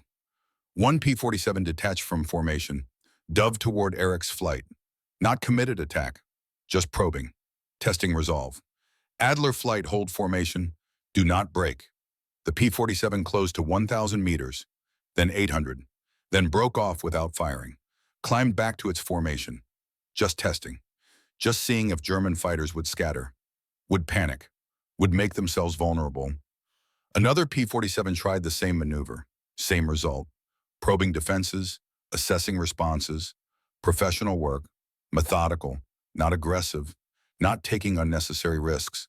The Americans were not trying to kill German fighters anymore. We're just trying to clear airspace. Make German fighters leave. Achieve objectives without combat. Efficiency. Economy. Why risk losses when presence alone accomplished the mission? The standoff lasted 4 minutes. Then the P-47 formation turned west. Departed the sector. Mission accomplished. Sky cleared. No shots fired. No losses taken. Maximum efficiency. Eric's flight remained on patrol another 40 minutes. Saw nothing else. Returned to base. All 5 aircraft intact. All 5 pilots alive. This was what victory looked like now. Not killing enemy, just surviving until next mission. At debriefing, the captain asked, "Why did you not engage 5 aircraft? You could have achieved something." "We could have died," Eric said flatly. 12 P-47s against 5 Bf-109s. Outcome was predetermined. We returned with 5 aircraft. That is success. The captain had no response. What could he say? The war was lost. Everyone knew. Killing a few more Americans would not change outcomes. Preserving German pilots for whatever came after was the only rational objective. But rationality had never won wars. Systems won wars, and Germany's system had collapsed completely. April 15, 1945. The mission was desperate from the start. The briefing had been chaotic. Conflicting orders, unclear objectives, command structure disintegrating in real time. Escort bombers attacking enemy columns, the captain had said initially. But there were no bombers. Bomber squadrons had ceased operations. No fuel, no crews, no aircraft remaining. Intercept enemy fighters, the captain corrected. But intercept where front lines were collapsing. Enemy fighters were everywhere. Could not intercept everything. Just fly, the captain said finally, voice empty, defeated. Report what you see, return if possible. Eric led 4 aircraft, Klaus and 3 new pilots whose faces blurred together. Names Eric had not learned, would not learn. They would probably be dead within weeks anyway. Names were unnecessary for temporary personnel. They took off at 1340, climbed to 2,500 meters, flew east toward where front lines had been last week. Maybe still were, maybe not. Intelligence was unreliable. Communication was fragmentary. Reality changed faster than reports. The countryside below showed devastation, bomb craters, burnt villages, destroyed rail lines, columns of refugees moving west, columns of Allied vehicles moving east, 2 worlds passing each other, one fleeing, one conquering. At 14:12, they found the enemy. 12 P-47s. Again, Americans flew in elements of 4. 3 elements. 12 aircraft, mathematical precision, organizational doctrine, systematic application of force. Eric's flight 4 aircraft, 3-to-1 disadvantage, worse than marching counter. The mathematics were deteriorating proportionally with German capability. The P-47s had altitude advantage, 200 meters. Eric's flight was at 500 meters, 700 meters disadvantage. Enough to determine the engagement before it started. Among the 12 P-47s was Thaddeus Mercer. Tad was now a veteran. 76 missions flown, 4 confirmed kills. Not an ace, not exceptional, just experienced. Just a survivor who had learned how to stay alive through 2 years of combat. Tad recognized the desperation in how German fighters moved. Slow, tentative, already defeated. The fight was not about victory anymore. It was about survival. Anyone with experience could see that. The P-47 formation dove. Standard tactic. Eric had seen it hundreds of times. Adler flight break right, die. The formation scattered. 4 directions. Survival instinct overriding tactical coherence. 12 fighters could not chase 4 targets simultaneously. Someone would escape. Statistics. Probability. Mathematics. Eric dove southwest. Maximum throttle. The DB-605D responded. 400 horsepower. Not enough, never enough. But something. A P-47 followed. Just one. The others had selected different targets. or had chosen not to pursue, had recognized that killing these German fighters was unnecessary. The war was over. These men were defeated already. Tad Mercer followed Eric, not aggressively, just maintaining contact, keeping the German fighter away from whatever objective the others were pursuing. Professional work, methodical, not taking risks, not trying for kills, just doing the job. Eric dove steeper, 45 degrees, 50 degrees, speed building, 650 kilometers per hour, 700, 750. The Bf 109K4 was shaking, protesting. The airframe was tired. 2 years of combat operations, minimal maintenance, degraded components. The aircraft was holding together through momentum rather than reliability. Tad stayed at 800 meters distance, not gaining, not losing, just maintaining separation. He was not trying to shoot Eric down, was just keeping him occupied, keeping him away, preventing him from interfering with the mission. Eric pulled out at 800 meters altitude. The G-forces crushed him. Vision grayed, blood pooled in legs. He held the pull. The aircraft shuddered violently, wings flexed dangerously, but held. He leveled at 600 meters, speed bleeding off, 550 kilometers per hour, 450, 350, energy dissipating into altitude recovery and drag. Tad leveled behind him, 600 meters separation. Still there, patient, professional. Eric turned hard left, maximum rate turn. The stall warning horn sounded. He was at the edge. 1 degree more and the wing would quit. He would spin, would die. Tad did not follow the turn, extended instead, flew straight, building speed, then turned back in a wide, lazy arc, not trying for position, just monitoring, watching, keeping Eric away from the others. Tad recognized what was happening. This German pilot was running, was not fighting, was just trying to escape, trying to survive. The war was over for him even if he did not know it yet. "Let him go," Tad said over the radio. "He's done." The other P-47 pilots acknowledged. They had better targets, more important objectives. One fleeing German fighter was irrelevant to the mission. Eric looked around. Klaus was gone. The 3 new pilots were gone, either scattered too far or shot down. Eric was alone. He checked his fuel gauge, 11 minutes remaining. Not enough to fight, not enough to run far, just enough to find somewhere to land. Maybe. He turned west, away from the front, away from the P-47. Tad watched him go. Did not pursue. Mission accomplished. German fighter removed from battle space. No kill necessary. Eric flew low, 200 meters above ground, following roads, looking for suitable landing site. The countryside was wrong. Villages he recognized from maps were rubble. Road networks were disrupted. Bridges were destroyed. He was lost in a country he had defended for 3 years. The engine coughed. Once. Twice. Fuel exhaustion. The tanks were empty. The Daimler-Benz engine that had carried Eric through 200 missions fell silent. The propeller windmilled in the airstream. The cockpit went quiet except for wind noise. Peaceful. Almost serene. Eric had 90 seconds of glide time remaining. Maybe less. He scanned for a field. Found one. Plowed, uneven, rough. Better than nothing. Only option. He lined up. No time for proper pattern. No time for checklist. Just straight in. Gear down, flaps down.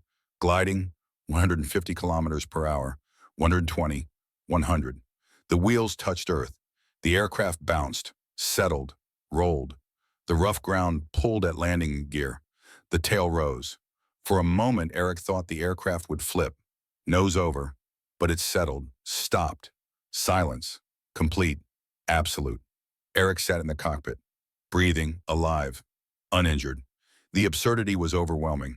2 years of combat, 200 missions, 87 victories, ended not in dogfight, not in flames, just out of fuel in a plowed field behind enemy lines. He climbed out, stood on the wing, placed his hand on the fuselage. The metal was warm from engine heat, smooth, solid. He had flown aircraft like this for 4 years, had trusted his life to German engineering. The metal had never failed him. The system had failed. But the metal had been honest. He heard engines in the distance, vehicles, moving east.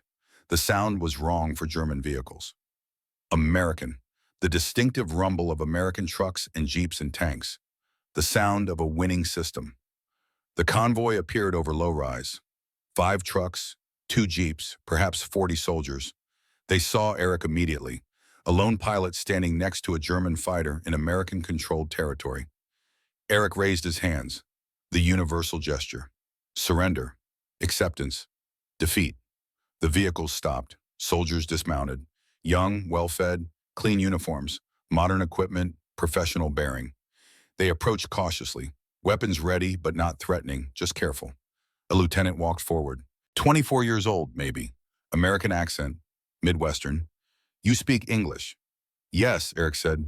You armed? Pistol, left hip.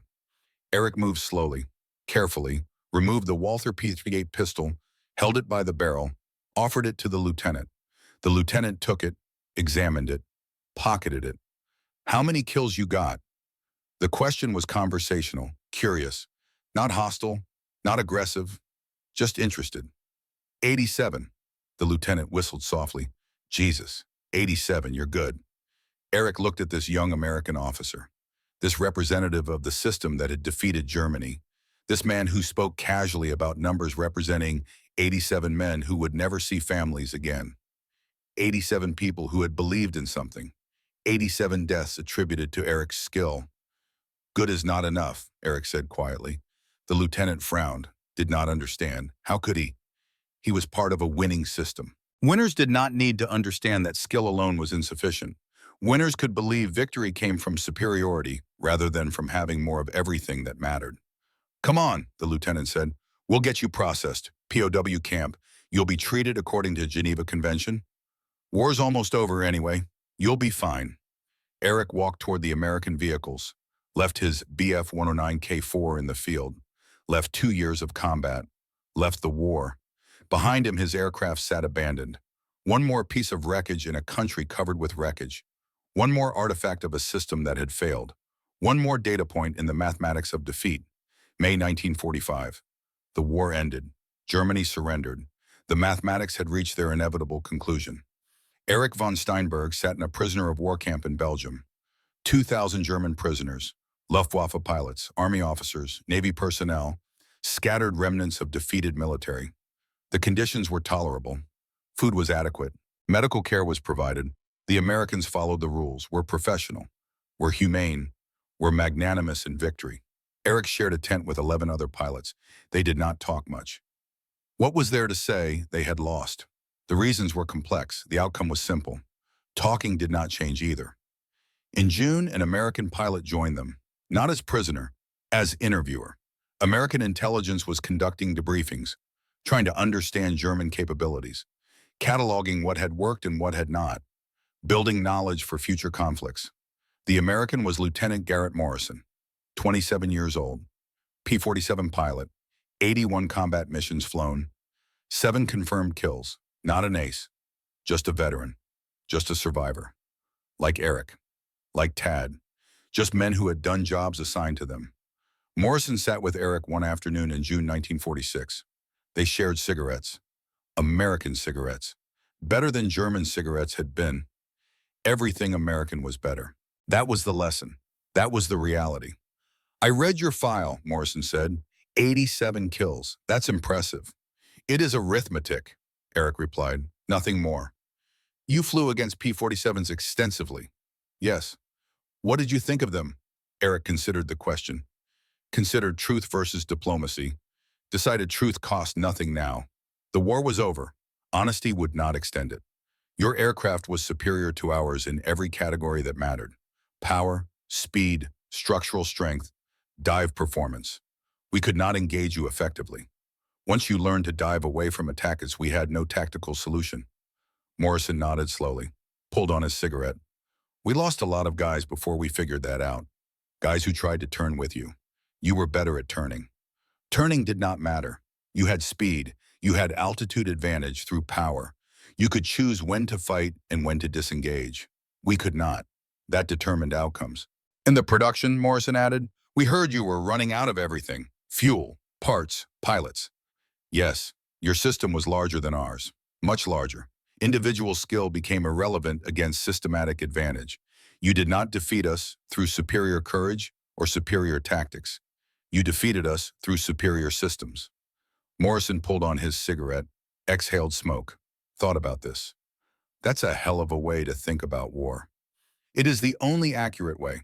Your pilots were not better than ours. Your aircraft were. Your production was. Your logistics were. Your training pipeline was. You defeated us through mathematics, through having more of everything that mattered. Does that make it easier knowing you lost to systems instead of men? Eric thought about wingmen who had died, about factories that had been bombed, about fuel that had been contaminated, about Joseph Kessler working himself to death for production numbers that could not change outcomes, about 2 years of flying missions against impossible odds, about mathematics that had been brutal and honest and absolute. No, Eric said, it makes it worse. Men can be defeated with dignity, can fight bravely and lose honorably. Systems are just mathematics. There is no dignity in losing to arithmetic, no honor in being defeated by production capacity. Just cold recognition that you were on the wrong side of the numbers. Morrison had no response. They finished cigarettes in silence. Then Morrison pulled out a notebook. You want to see the real numbers? Eric nodded. Morrison flipped pages, found what he wanted. American pilot training, 300 hours minimum. Monthly output, 50 fully qualified pilots. Total trained, 1942 through 1945, 193,000 pilots. Combat losses in Europe, 18,000. Net available at any time, 175,000. He turned the page. German pilot training by 1944, 110 hours average. Monthly output, 15 pilots. Total available, maybe 2,000 at any given time. Losses 1943 through 1944, 8,000 pilots. Net and available negative. You were losing pilots faster than you could train them. Eric stared at the numbers. Negative. Germany had operated with negative pilot availability for the last 18 months of the war. The mathematics had been impossible. Everyone had known. No one had admitted it publicly. Had kept flying, had kept dying, had kept pretending the numbers could somehow be overcome. You couldn't win, Morrison said quietly. The numbers made it impossible. Even if every German pilot was an ace, even if your aircraft had been better, the production gap was too large. The training gap was too large. The logistics gap was too large. Everything was too large. Eric nodded. I learned this in June 1943. Knew it within 90 seconds. No one would listen. No one wanted to hear that courage was insufficient. That skill did not matter. That the war was lost regardless of how hard we fought. They sat in silence. Two pilots who had fought on opposite sides. Who had survived, who now understood that survival had been determined as systems they had not controlled and could not have changed. What will you do, Morrison asked. After release, return to my family, my wife Anna, my son Otto. I have not seen Otto. He was born while I was flying. He will not recognize me. I will have to introduce myself to my own son. That's rough. That is reality. That is what war costs, not just lives, relationships. I'm years that cannot be recovered. Morrison stood, extended his hand. Good luck, Eric. I hope you find peace. Eric shook his hand. Peace, yes, that would be valuable. Though I am not certain peace is possible for those who understand what we understand. Morrison left. Eric sat alone. Thought about mathematics, about systems, about the 39 years he would have remaining, about what to do with knowledge that no one wanted to hear. June 1947. Eric was released. 2 years and 1 month after capture, the American processing clerk gave him discharge papers, train ticket to Stuttgart, 50 Deutsche Marks, a handshake. Good luck, the clerk said. Eric took the train west, across Belgium into Germany. The countryside was scarred. Every major city showed bombing damage. Bridges were temporary. Rail stations were rebuilt with salvaged materials. Germany looked like what it was, a defeated country trying to remember how to function. Stuttgart was worse than Eric had imagined. Entire neighborhoods were gone, just rubble and cleared lots. The Daimler-Benz plant where Joseph Kessler had died was a shell. Empty buildings, broken windows, no production, no workers, just silence. Eric's apartment building had survived. Structure intact, windows broken, water system did not work. But the building stood, more than many could say. He climbed stairs to third floor. His hands shook, not from fear. From simple uncertainty of seeing wife and son after 4 years. 4 years absent. 4 years of letters. 4 years of wondering if this moment would ever happen. He knocked on the door. Anna opened it. She had aged. Everyone had aged, but she was still Anna, still the woman he had married in 1940 when the world had seemed full of possibility, before the mathematics had become obvious. She looked at him. Did not speak immediately. then wrapped her arms around him, held on as if he might disappear, as if releasing him would make him vanish again. Behind her, a small boy watched, 3 years and 7 months old. Dark hair, serious eyes, solemn expression. Otto. Eric knelt, put himself at eye level with his son. Otto, I am your father, I am Papa. Otto stepped backward, away from this stranger, this man who claimed to be father but whom Otto had no memory of. Otto had been born November 1943. It was now June 1947. 43 months. Otto's entire conscious memory. Eric was not father. Eric was stranger. Anna picked Otto up. It is okay, Otto. This is Papa. He was away. Now he is home. It will be okay. Otto buried his face in Anna's shoulder, did not look at Eric. Eric stood, the moment he had imagined for 4 years, the reunion he had survived for, and his son did not know him, did not recognize him, did not accept him. He will learn, Anna said softly. Give him time. He is only 3. He will learn. But time was what Eric had lost. 4 years, 48 months, 460 days. Otto's entire conscious memory could not recover that, could only start over, build from nothing, hope that eventually Otto would accept that this stranger was father. That night, Eric lay next to Anna in their bed. Otto slept in small bed in corner of room, same apartment. But everything had changed. The world had changed. They had changed. Nothing was recoverable. Only starting over was possible. What was it like? Anna asked quietly. Eric did not know how to answer, how to explain 2 years of watching men die, 2 years of flying machines that were obsolete, 2 years of understanding you were losing and being unable to stop it, 2 years of mathematics crushing hope with perfect efficiency. It was war, he said finally. It does not matter now. But it did matter, would always matter. The war had ended, but the understanding remained. The understanding that systems were more important than individuals, that courage was not enough, that skill was not enough, that the side with better mathematics won regardless of how hard the other side fought. Eric would carry this understanding for the rest of his life. 1947 through 1965. Eric worked as aerospace engineer for Dornier, designing aircraft, not fighters, transport planes, civilian aircraft. Germany was forbidden from building military aircraft under occupation terms. Eric did not mind. He had seen enough of military aviation, had seen what it cost, what it destroyed, what it failed to achieve. He was good at his job. Combat experience informed design work. He understood structural stress, understood power-to-weight ratios, understood practical limits of what pilots could handle and what aircraft could survive. He taught younger engineers, taught them to think about systems rather than components. A good engine in a poor airframe fails, he would say. A poor engine in a good airframe fails. Everything must work together. The system is what matters. Individual excellence in one area cannot compensate for systematic weakness. The younger engineers listened. Some understood, most did not. They wanted to believe individual brilliance mattered, wanted to believe their designs could overcome systematic constraints. Eric let them believe. They would learn eventually. Experience was the only teacher for some lessons. In 1962, NATO held an aviation conference in Brussels. Eric attended as Dornier representative. Garrett Morrison attended as U.S. Air Force representative. Lieutenant Colonel now, career officer, 20 years of service. They recognized each other across the conference hall. Sat together at lunch. You're doing well, Morrison said. Civilian aviation suits you. It is quiet, Eric replied. I prefer quiet now.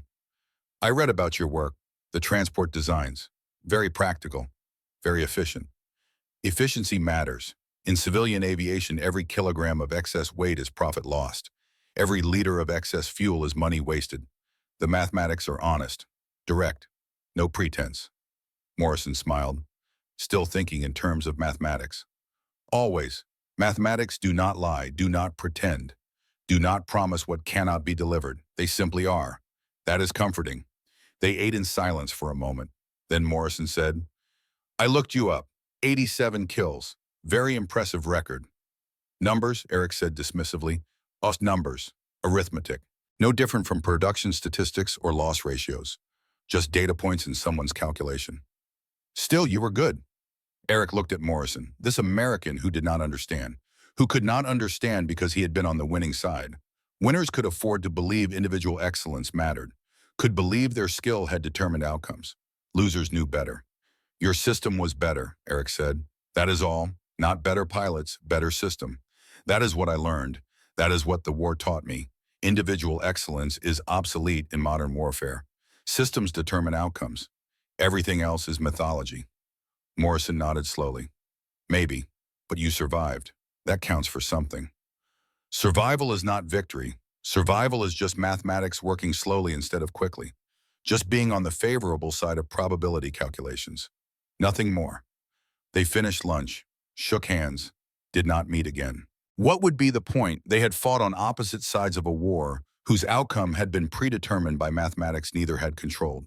Meeting again would just reinforce lessons already learned. 1978. Eric was 64 years old, retired from Dornier, living quietly in Stuttgart with Anna. Otto was 35, married, had given them 2 grandchildren. The family had healed slowly. The distance between father and son had closed over decades. Imperfectly, incompletely, but closed enough. Eric began writing his memoir, not because he wanted to, because he felt obligated.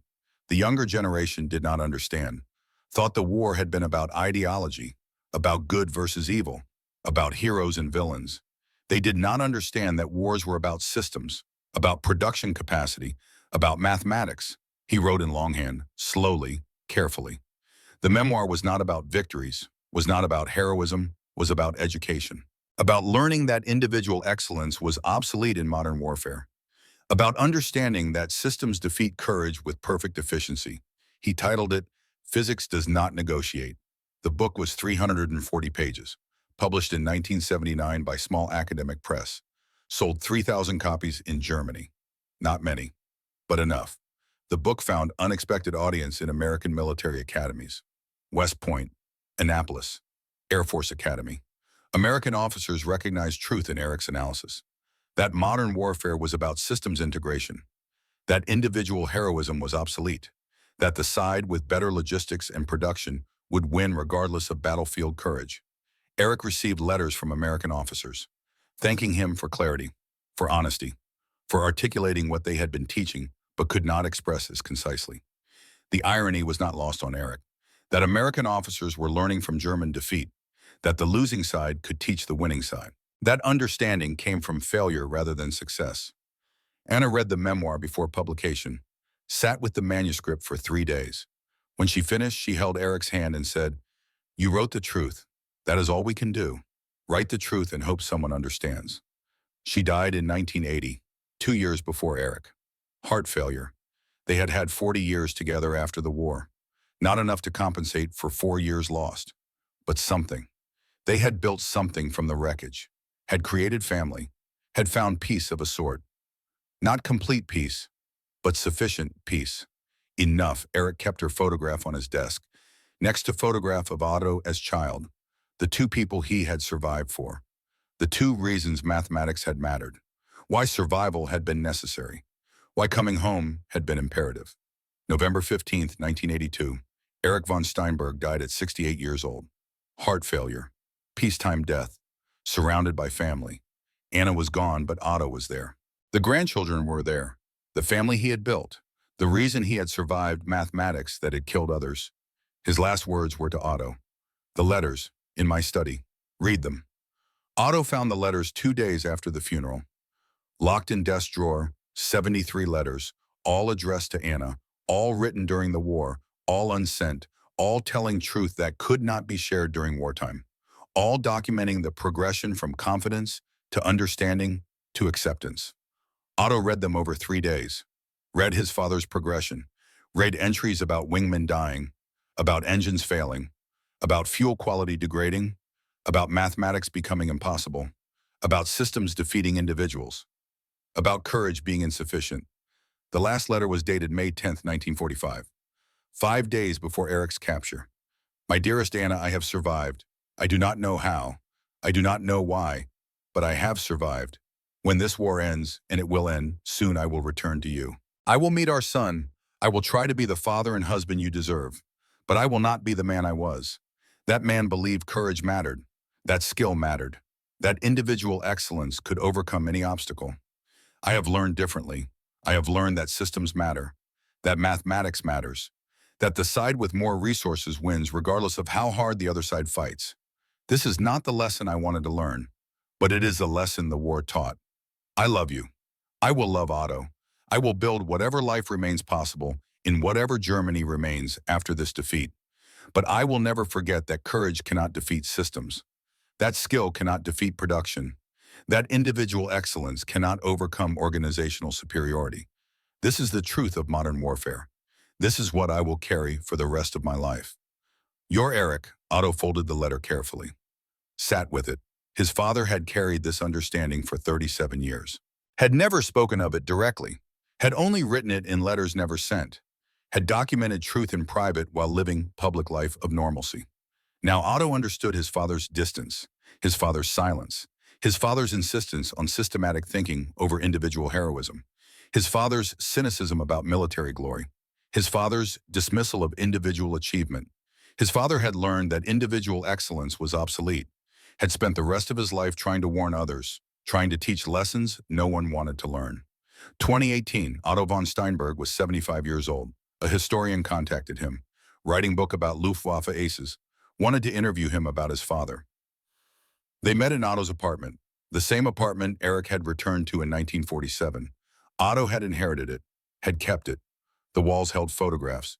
Eric in uniform, Eric with Anna, Eric with grandchildren, Eric receiving Dornier Engineering Award, Eric at NATO conference. A life documented in images. Your father was remarkable, the historian said. 87 victories, one of the most successful German pilots. Otto shook his head. My father did not think of himself as remarkable. He thought of himself as a statistic, a number in a system that was destined to lose. But 87 victories meant nothing, Otto interrupted. That is what he told me once, late in his life. He said the number meant nothing because the side that won was not the side with best individuals, was the side with best system. That individual excellence had been rendered obsolete by systematic advantage. What did he mean? Otto picked up one of his father's photographs. Eric at 29, young, confident, before the understanding had arrived, before the mathematics had crushed certainty. He meant that modern warfare is not about heroes, is about mathematics, production capacity, logistics, training pipelines. The Americans did not beat Germany by being braver or more skilled.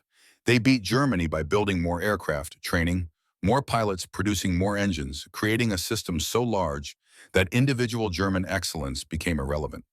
That seems cynical. It is not cynical. It is accurate. My father fought in a war where his side had better trained pilots, better tactical doctrine, better aircraft design initially, and lost anyway. Because the other side had more of everything, more production, more resources, more capacity to absorb losses and continue. Otto set down the photograph. That was my father's lesson. The lesson he spent 40 years trying to teach anyone who would listen. Courage cannot defeat systems. Skill cannot defeat production. Individual excellence cannot overcome organizational superiority. He paused, picked up another photograph. Eric in 1978, writing his memoir, old but still sharp, still teaching, still trying to warn. My father was not a hero, Otto said. He was a good pilot trapped in a bad system fighting against a better system. That is all. That is the truth. Everything else is mythology we tell ourselves to make the mathematics feel less brutal. The historian wrote notes. Otto watched, wondered if this history would understand, wondered if anyone would understand, suspected the answer was no. People wanted heroes, wanted individual excellence to matter, wanted to believe courage could overcome any obstacle. The mathematics said otherwise. But mathematics were unpopular. Truth was unpopular. People preferred mythology. When my father died, Otto continued, I found his combat log. He had kept detailed records. Every mission, every encounter, every wingman lost. He had calculated his kill-to-loss ratios. Against Spitfires, 3.2 to 1. Against P-47s, 0.37 to 1. His effectiveness declined 88%, not because he became less skilled, because the system he fought against was superior in every category that mattered. Otto looked directly at the historian. That is what you should write. Not that my father was remarkable, that he learned individual excellence is obsolete, that modern warfare is mathematics, that systems defeat courage with perfect efficiency. That is the lesson. That is the truth. Everything else is distraction. The interview ended. The historian left. Otto sat alone in the apartment, surrounded by photographs, by memories, by documents, by evidence of his father's life. Erich von Steinberg, 29 years old to 68 years old, 87 victories. Survived the war, married to Anna for 40 years. Father to Otto, grandfather to two. Aerospace engineer. Author. Teacher. A man who learned that individual excellence was obsolete, who spent his life trying to share that understanding, who died knowing the lesson was still not learned, would probably never be learned, because learning it required accepting uncomfortable truth, required abandoning comforting mythology, required understanding that courage was not enough. Most people could not accept this, did not want to accept this, preferred to believe heroism mattered, preferred to believe skill determined outcomes, preferred mythology over mathematics. Erich had known this, had written anyway, had taught anyway, had tried anyway. Not because he expected success, because it was correct, because truth mattered even when unwelcome, because someone needed to document what he had learned even if no one wanted to hear it. The sky over Europe in 1945 did not belong to the best pilots, belonged to the side that could replace every lost aircraft with two more, that could train new pilots faster than old pilots died, that could bomb enemy factories while protecting their own, that could sustain war of attrition until the other side simply ran out of everything. The sky belonged to the side with better system, with better mathematics, with better logistics in production and training and resources. Individual excellence was irrelevant against that reality. The P-47 Thunderbolt ended World War II with official kill-to-loss ratio of 4.6 to 1, having flown 546,000 combat missions, having destroyed thousands of enemy aircraft and tens of thousands of ground vehicles, having proven that systematic advantage was more valuable than individual skill. 15,686 P-47s were built between 1941 and 1945. Production rate at peak 2,000 aircraft per month. The American industrial system produced them faster than Germany could destroy them. The mathematics were inevitable. The outcome was predetermined. The Messerschmitt Bf-109 was produced in greater numbers. 33,984 aircraft total, more than any other fighter in history. But German production could not keep pace with German losses, could not replace pilots, could not maintain quality control, could not sustain logistics network. The system collapsed under weight of sustained Allied attack. By May 1945, the Luftwaffe had effectively ceased to exist. Not because German pilots lacked courage, not because they lacked skill, because the system supporting them had collapsed completely, because mathematics had reached inevitable conclusion, because systems had defeated individuals with perfect efficiency. Erich von Steinberg learned this lesson at 29 years old, spent the remaining 39 years of his life trying to teach it to others, died believing most people still did not understand. He was probably right. We still tell stories about aces, about individual pilots with dozens of kills, about heroes who defied impossible odds. We tell these stories because they are satisfying, because they suggest individual excellence matters, that courage can overcome any obstacle, that heroism determines outcomes. Erich knew better. He knew courage cannot defeat mathematics, that skill cannot defeat production, that individual excellence cannot overcome systematic advantage, that wars are won by systems, not heroes, that modern warfare is mathematics dressed in mythology. This is the uncomfortable truth. This is the lesson that Erich learned in 90 seconds over occupied France in June 1943. This is what he carried for 39 years. This is what he tried to teach. This is what remains largely unlearned. Physics does not negotiate. Systems matter more than men. And the side that understands this first wins the war. Everything else is mythology we tell ourselves to make the mathematics feel less brutal, to make defeat feel more dignified, to make victory feel more earned, to make warfare feel less mechanical and more human.